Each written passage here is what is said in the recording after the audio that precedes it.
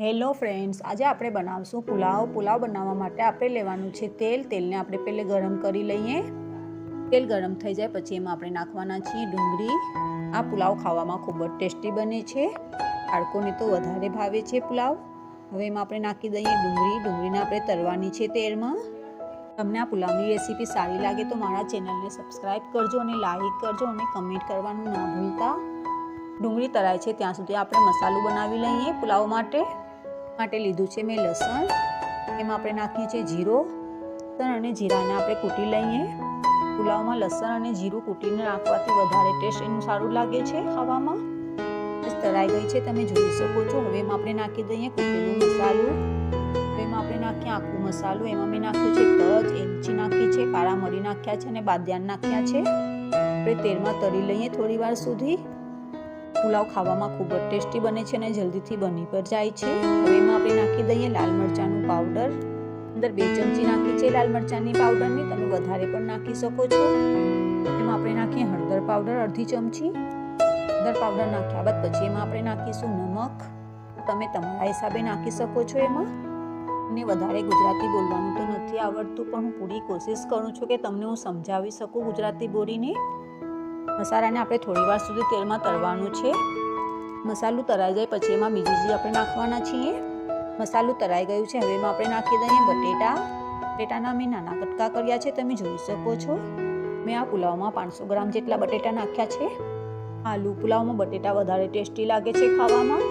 આ બટેટાનું પુલાવ ખાવામાં ખૂબ જ ટેસ્ટી બને છે અને બાળકોને તો વધારે ભાવે છે. હવે એને તેલમાં તળવા માટે મૂકી દઈએ થોડી વાર સુધી. આ મસાલામાં તળવાથી બટેટા વધારે ટેસ્ટી લાગે છે પુલાવમાં. બટેટા અને મસાલામાં તળવાથી વધારે ટેસ્ટી લાગે છે અને ખાવામાં પણ મજા આવે છે. આ બટેટા પુલાવની તમને રેસીપી સારી લાગે તો મને આ કમેન્ટ કરીને બતાવજો કે તમને કેવી લાગી આ રેસીપી. હવે એમાં આપણે નાખી દઈએ પાણી. આ બટેટાનું પુલાવ ખાવામાં ખૂબ જ ટેસ્ટી લાગે છે અને બાળકોને તો વધારે ભાવે છે. એના ઉપર ઢાંકણું ઢાંકીને એને બંધ કરી દઈએ. હવે આપણે જોઈએ કે પાણી ખદખદ્યું છે કે નથી ખદખદી ગયું. પાણી ખદખદી ગયું છે, તમે જોઈ શકો છો. હવે એમાં આપણે નાખી દઈએ ચાવલ. મેં અંદર 500 ગ્રામ ચાવલ નાખ્યા છે. ચાવલને 2 થી 3 પાણીથી ધોઈ લીધા છે. હવે એમાં આપણે નાખી દઈએ કોથમીર અને ફોદીના. બેને મેં બારીક કાટ્યા છે, તમે જોઈ શકો છો. કોથમીર અને ફોદીના નાખવાથી પુલાવનો ટેસ્ટ વધારે ટેસ્ટી લાગે છે. એને આપણે સરસ રીતે ફેરવી લઈએ અને પકાવવા માટે મૂકવાના છીએ.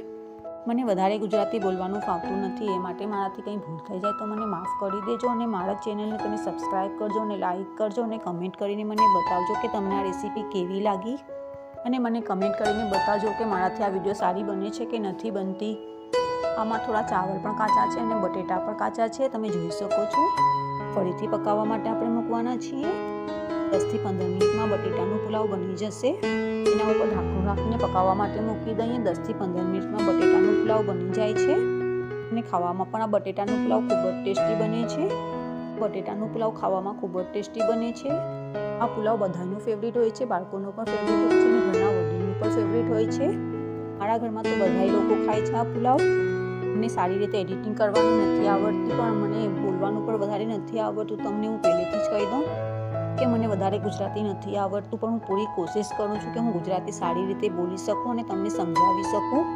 આ બટેટાનું પુલાવ બની ગયું છે, તમે જોઈ શકો છો અને ખાવામાં પણ ખૂબ જ ટેસ્ટી બને છે.